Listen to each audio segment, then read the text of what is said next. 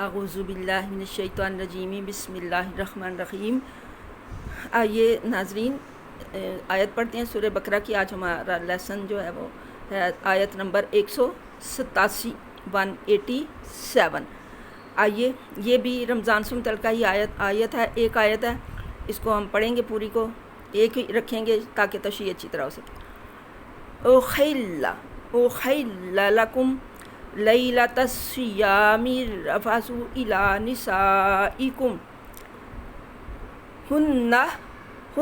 لباس لکم وانتم لباس لہن علم اللہ انکم کنتم تختانون انفسکم کنتم اخفاء کا قاعدہ، انفسکم اخفاء کا قاعدہ، فتاب علیکم وعفا عنکم، یہ بھی اخفاء کا قاعدہ ہے۔ فالآن باشروہن وابتغوا ما کتب اللہ لکم وکلوا واشربوا حتی یتبین لکم الخیط الابیض من الخیط الاسود من الفجر۔ وقف کر لیں، وقف مرخص کی علامت ہے سواد۔ ثم یا ثم نہیں کہنا، غنہ نہیں کرنا اس میں۔ ثم اتموا الصیام الی اللیل، ثم اتموا الصیام سواد صیام الی اللیل ولا تباشروہن وانتم، پھر اخفاء کا قاعدہ، عاکفون ادھر وقف بھی کر سکتے ہیں، عاکفون فی المساجد تلک حدود اللہ فلا تقربوها، تلک حدود اللہ فلا تقربوها کذالک یبین اللہ آیاتہ للناس لعلہم یتقون۔ سبحان اللہ۔ جی آئیے اس کا ترجمہ دیکھتے ہیں۔ جی اُحِلَّ لَكُمْ، حلال کر دیا گیا ہے تمہارے لیے، لیلۃ الصیامی،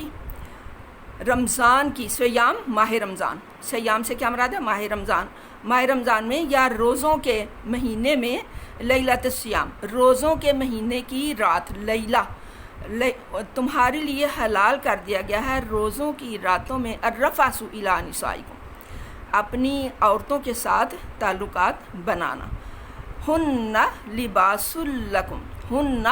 وہ کون، وہ عورتیں جن کا ذکر، یہ نسائکم پیچھے ہے نا، ہن یہ عورتیں، لباس لکم تمہارا، لباس لکم تمہارے لیے لباس ہیں، وانتم اور تم ہو، لباس لہن ان کے لیے لباس، تم ہو ان کے لیے لباس۔ بڑی غور طلب آیت ہے، ترجمہ کروا لوں اس کے بعد پھر میں باری باری ان کی سب معاملات جو ہیں ان کی تشریح کرتی ہوں۔ علم اللہ، علم ہے اللہ کو، جانتا ہے اللہ، انکم یہ کہ تم، کنتم تھے، تختانون خیانت کرتے، انفسکم اپنی جانوں سے، اپنے نفسوں سے، اللہ جانتا ہے کہ تم اپنے نفسوں سے، اپنی جانوں سے خیانت کرو گے یا خیانت کرتے ہو۔ فتاب علیکم، پس اس نے بخش دیا تمہیں، وعفا عنکم اور درگزر کر لیا اس نے تم سے، فالآن پس اب آؤ، باشروہن مباشرت کرو ان سے، وابتغوا اور تلاش کرو، ما جو کتب اللہ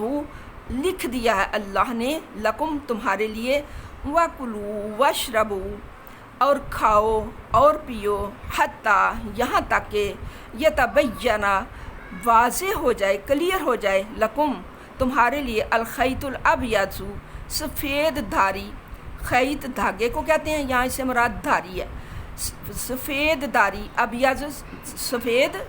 یعنی صبح کی روشنی، من الخیط الاسود اور سیاہ دھاری سے مراد رات کی تاریکی سے صبح کی روشنی کلیئر ہو جائے، واضح ہو جائے، من الفجر فجر سے رات کی تاریکی بالکل کلیئر ہو جائے صبح کی روشنی سے۔ ثم پھر اتم الصیام الی اللیل، پورا کر لو اپنا روزہ رات تک، ولا تباشروہن، اور نہ ہی مباشرت کرو ہننا ان عورتوں سے، وانتم اور ہو تم عاکفون اعتکاف کر رہے فی المساجد مسجدوں میں، تل کا یہ ہیں حدود اللہ اللہ کی حدیں، فلا تقربوہا بس ان کے قریب بھی نہ جانا، ہاں جو ہے یہ حدوں کی جمع کے لیے ہے، یعنی ان کی طرف کہ یہ جو حدیں بھی آپ کو بتائیں گے نا، یہ بھی میں ان کی تشریح کرتی ہوں۔ کذالک اسی طرح سے، کذالک اسی طرح سے، یبین اللہ اللہ بیان کرتا ہے، واضح کرتا ہے، کلیئر کرتا ہے آیات ہی اس اپنی نشانیوں کو، للناسی انسانوں کے لیے، لعلہم یتقون تاکہ وہ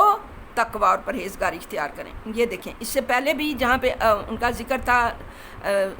رمضان کا، تو اس کا مقصد کیا تھا کہ تم تقوی اور پرہیزگاری اختیار کرو۔ روزے تم پر کیوں فرض کیے گئے ہیں؟ تاکہ تمہیں اللہ کا ڈر، اللہ کا خوف پیدا ہو جائے۔ اور جیسے آپ رمضان میں پانی پیتے وقت، کوئی چیز کھاتے وقت، یا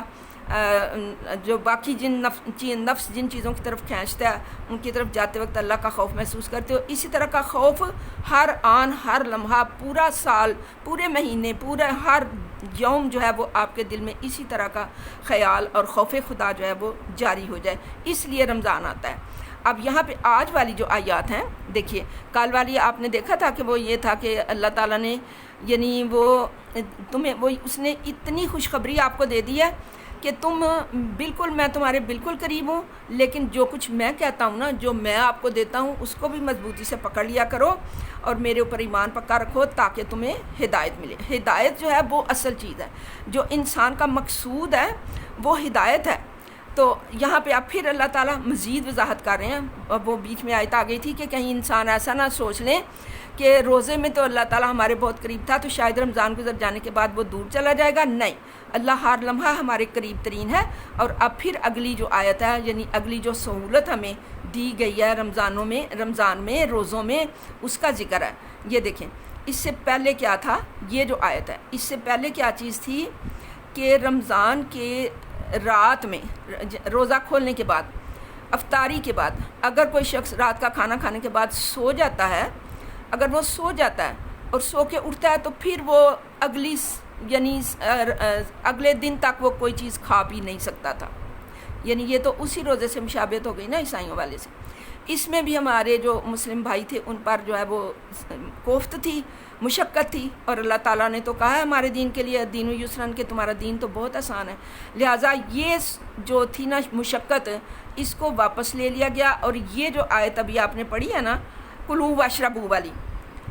کہ نہیں اب تم کیا کر سکتے ہو، کلو واشربو، کھاؤ اور پیو یہاں تک کہ صبح کا دھاری جو ہے وہ نمودار ہو جائے، یعنی اب آپ پوری رات جو ہے وہ پوری رات کھا سکتے ہو، پی سکتے ہو، یہاں تک کہ جو سحر کا وقت جو ہے وہ گزر نہ جائے۔ عربوں کو دیکھیں وہ پوری رات کھاتے رہتے ہیں اور دن کو سحری کو روزہ رکھ کے پورا دن سو جاتے ہیں۔ بہرحال یہ تو ایک اور علیحدہ سا ٹاپک ہے۔ آج کل عربوں کے بارے میں ہمارا دل بہت دکھا ہوا ہے جو انہوں نے اسرائیل کو تسلیم کیا ہے دبئی نے، تو بہرحال وہ یہ بات آ گئی، بارسبیل تذکرہ، پھر کبھی اس پہ تفصیل سے بھی بات ہو جائے گی۔ اس کے لیے اگر آپ چاہیں تو ڈاکٹر اسرار احمد کی جو تقریریں ہیں نا وہ آپ سنیں، وہ آج کے حالات کے بالکل مطابق جا رہی ہیں، وہ انہوں نے کچھ ایسی پیشگوئیاں کی ہوئی ہیں جو اس وقت پوری اتر رہی ہیں، اور آج سے کافی سال پہلے کی ان کی تقاریر ہیں، وہ آپ سن لیں اگر تو بہت فائدہ ہوگا۔ ہاں جی، اب یہ دوسری بات کیا تھی؟ دوسری بات یہ تھی کہ رمضان میں منع کر دیا گیا تھا کہ رات کو بھی وہ عورتوں کے ساتھ صحبت نہ کریں۔ اس سے کیا ہوا کہ حضرت عمر جیسے جلیل القدر صحابی جو ہیں وہ بھی اس پہ قائم نہ رہ سکے، ان سے غلطی ہوئی۔ اور آپ کو پتہ ہے کہ حضرت عمر رضی اللہ تعالیٰ عنہ کے دل کی چاہت، اور وہ اتنے اللہ اور اس کے نبی کے قریب تھے کہ پردے کی آیات بھی ان کی وجہ سے نازل ہوئی۔ اور یہ جو سہولت ہے یہ کہ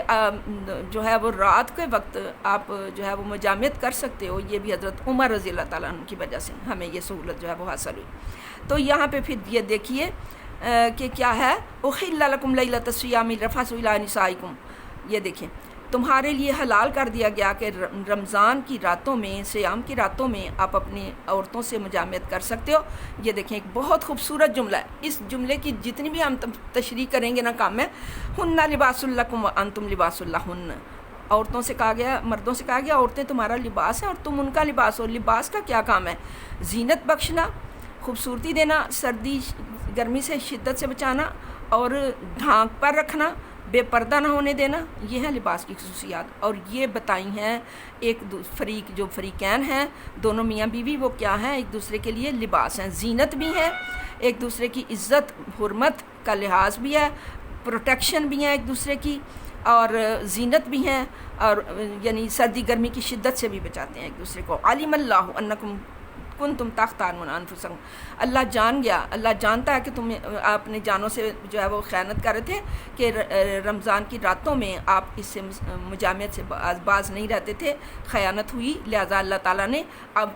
فتاب علیکم، تمہاری طرف سے توبہ قبول کر لی، افانکم درگزر کر لیا، فالآن باشروہن، اب تم آ جاؤ اور کرو مجامعت اپنی بیویوں سے رمضان کی راتوں میں، اس وقت نہیں جب تم روزے کی حالت میں ہو، اور اس وقت نہیں جب تم اعتکاف بیٹھے ہو مسجدوں میں، یہ آگے آ گئی نا، یہ عاکفون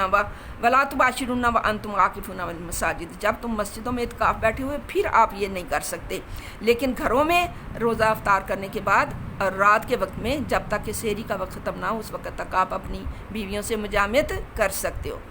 فتاب علیکم وعفا عنکم، وہ تو ہے ہی توبہ قبول کرنے والا، اور اس نے ہم سے توبہ بھی، پچھلے جن لوگوں سے یہ غلطی ہوئی ان کو معاف کر دیا، درگزر کر دیا۔ فالعاشرون باشرون،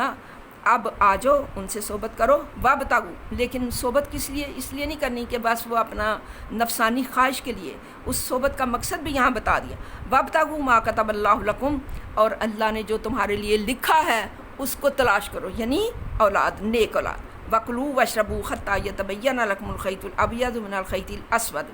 اور اس وقت تک کھاؤ من الفجر، جب تک کہ رات کی تاریکی اور دن کی جو ہے سفیدی اس میں واضح نمایاں فرق نہ ہو سکے۔ آج کل تو آپ کے پاس وہ مسجدوں میں بھی اعلان کرتے ہیں، نقارے بھی بجتے ہیں، اور آپ کے پاس گھروں میں کیلنڈر موجود ہیں جو آپ کو بتاتے ہیں کہ فلاں شہر کا فلاں شہر سے اتنا فرق ہے، اور اس وقت آپ فلاں شہر میں روزہ افطار کر سکتے ہیں، روزہ بند کر سکتے ہیں، اور اس وقت فلاں شہر میں، یہ اب سہولتیں آپ کو سب کچھ حاصل ہے، اور یہ انہی آیات میں سے قواعد فقہیہ کے تحت لی گئی ہیں۔ ثم اتموا الصیام الی اللیل، پھر اس روزے کو رات تک پورا کرو، یعنی جو سحری کے وقت رکھنا ہے اس کو رات تک پورا کرنا ہے۔ ولا تباشروہن وانتم عاکفون بالمساجد، اور عورتوں کے ساتھ صحبت نہ کرو جب تم مسجدوں میں اعتکاف بیٹھے ہوئے، تلک حدود اللہ، یہ اللہ کی حدیں ہیں، فلا تقربوها، پس ان کے قریب بھی نہ جانا، کذالک، یعنی ان حدوں کو توڑنا جو ہے وہ گناہ کبیرہ ہے، وہ کبائر میں آ جائے گا، اس لیے ان حدوں کے قریب بھی نہ جانا۔ کن حدوں کے؟ کہ تم نے رمضان کے رات دن کے وقت میں جو ہے وہ نفس کی خواہشات جو ہے ان کو پورا نہیں کرنا، اور پورا روزے کے پورے وقت میں آپ نے نفس کی خواہشات سے رکے رہنا ہے۔ کذالک یبین اللہ آیاتہ للناس لعلہم یتقون، اسی طرح اللہ تعالیٰ یہ آیات بیان کرتا ہے تاکہ وہ تقوی اختیار کریں۔ اس آیت کی تھوڑی سی تشریح ابھی باقی ہے جو انشاءاللہ العزیز کل کر لیں گے، اور پھر اگلی آیت پڑھیں گے۔ صدق اللہ العظیم و صدق رسولہ النبی الکریم۔